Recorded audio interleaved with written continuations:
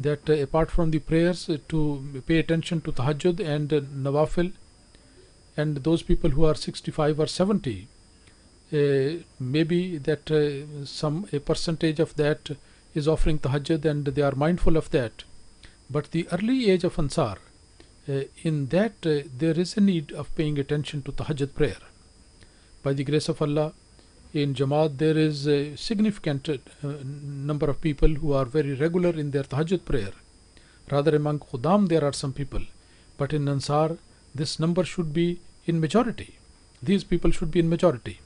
The name of Ansarullah, which has been given to the organization of men above 40, and the message which has been mentioned in the slogan of Nahnu Ansarullah, that means that for the sake of Allah Almighty, we are ready to offer extraordinary sacrifices for propagation of the religion of Allah Almighty.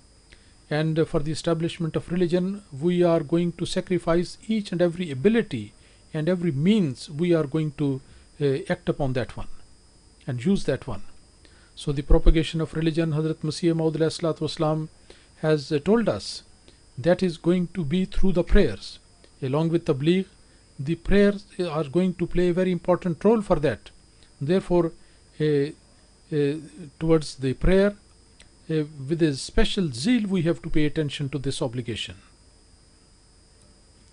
The age of Ansarullah is the age of maturity. In that temporary and instant efforts, these are not the only things. Rather, on a permanent basis, they have to analyze and they have to discharge that obligation and that responsibility which has been made obligatory for us to discharge. The right of the prayer, that can be done through the prayers and nawafil. And then he said that the rule of the Holy Quran should be fully imposed upon yourself, and in order to do so, it is very important to have a very close relationship with this book. This is the word of Allah Almighty. Reading it every day and to understanding it is very essential.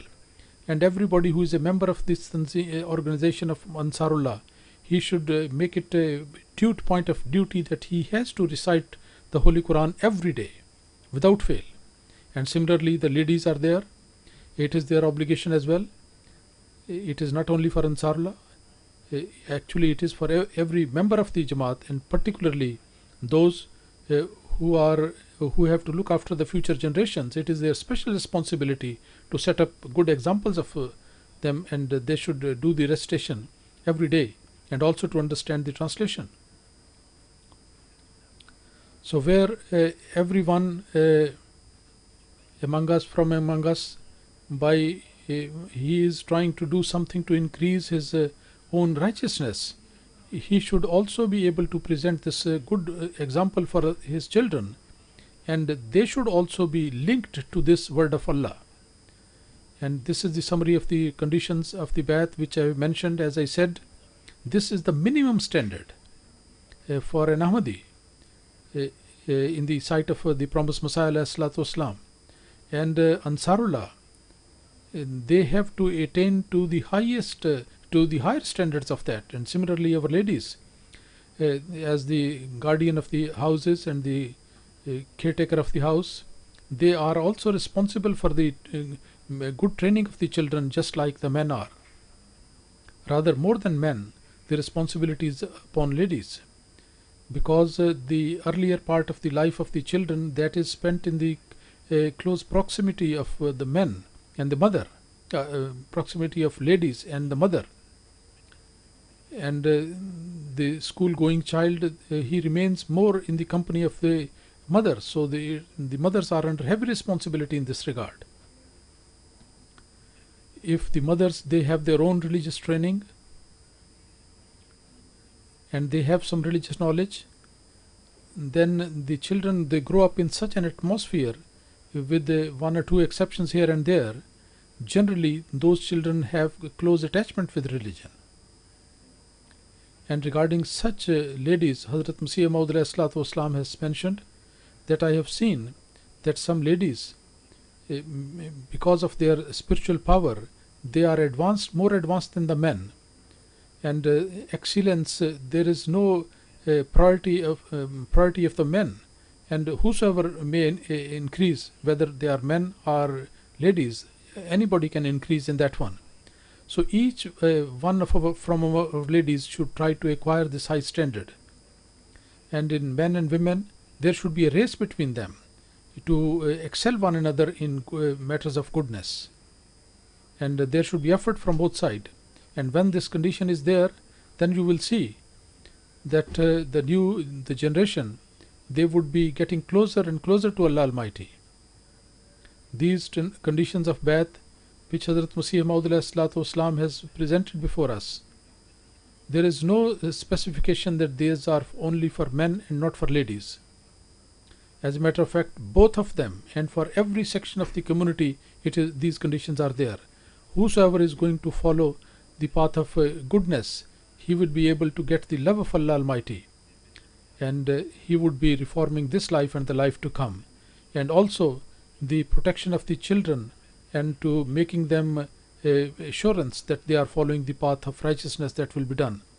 So the ladies also, they have to take care of their standards and try to get these high standards regarding the proper training of their children. And men and women cooperating with one another, they should be praying for one another, and they should both put in very concerted effort for the reformation and training of their children. Anyone who does not discharge this responsibility and does not fulfill his promise, then he will be questioned. Allah Almighty enable all of us that we fulfill our covenants and promises, and we have to establish a relationship of loyalty and fidelity with the Imam of the age, and we may be able to fulfill the expectation, and generation after generation they are dedicated to the establishment of the unity and to establish the high morals, and they are doing their best in this regard. In the end, I want to present a passage from the writing of the Promised Messiah ﷺ. He says that remember this one, that if you show weakness and meet the followers of other nations and hiding your faith, and because of some a sense of inferiority complex, if you meet them, if you meet the other people like that, then you are not going to be successful. That is to say that never ever show weakness, and nor you should hide your faith, and nor you should feel ashamed of your teachings. Rather, in the field of tabligh, openly do the tabligh, and that is going to be the source of your victory. And it is Allah Almighty who makes the person victorious. If Allah Almighty is pleased, then the whole world, even if they become angry, then don't care about that. Anyone who is listening, he should remember that your only weapon is the prayer. So always keep yourself busy in prayer, and remember it, that this sin, and nothing can remove these things, these sins and bad actions and bad deeds. These cannot be, we cannot avoid that simply by advice. Rather, the feeling should be there in the heart of a person, and then a person prays to Allah Almighty, these things can be removed. And if you are praying for your progeny, they will also be reformed. And there is only one way of that, and that is the prayer. Allah Almighty has told us that paying attention to righteousness and to avoid bad things, it's not important, it's not insignificant, it needs a revolution. All this thing is in the hand of Allah, and it will be done through prayer.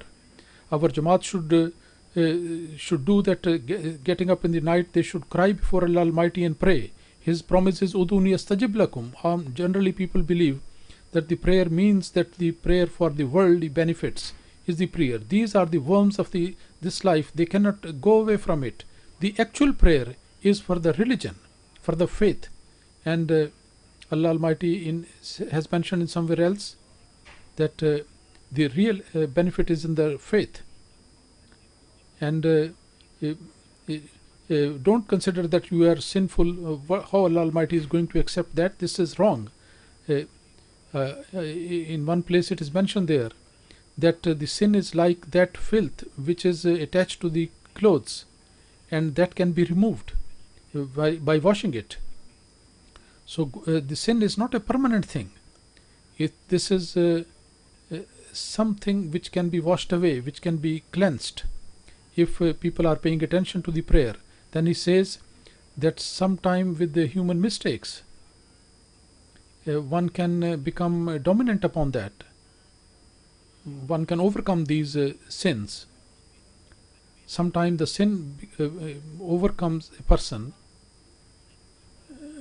Huzur says that sometime, it's printed wrong here, sometime a person overcomes the sins because actually purity is in human nature.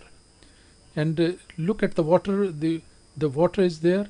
Whenever it is put on the fire, it extinguishes the fire. So therefore there is the coolness is there in human nature, and that is the characteristic of the human beings. And similarly, in human nature there is piety, and everybody has got an element of that. That piety does not go anywhere. And similarly, in your nature, whatever are the feelings, when you pray to Allah Almighty crying, then Allah Almighty will listen to that and remove the problems. So Allah Almighty enable us to pray for the betterment of our religion, for our own reformation. We should pay attention to that on one side, and for also enable us to pray for our betterment of our generations, and also to spread the message of Islam. We are able to present it boldly to the whole world, and Allah Almighty may create good results out of that.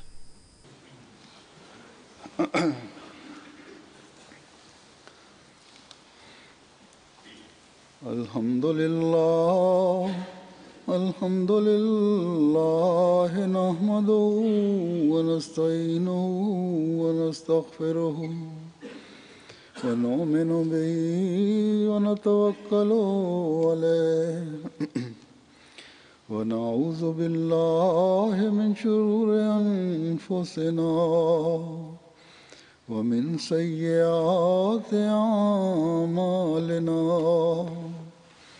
من يهده الله فلا مضل له ومن يضلل فلا هادي له ونشهد أن لا إله إلا الله ونشهد أن محمدًا عبده ورسوله عباد الله رحمكم الله إن الله يأمر بالعدل والإحسان وإيتاء ذي القربى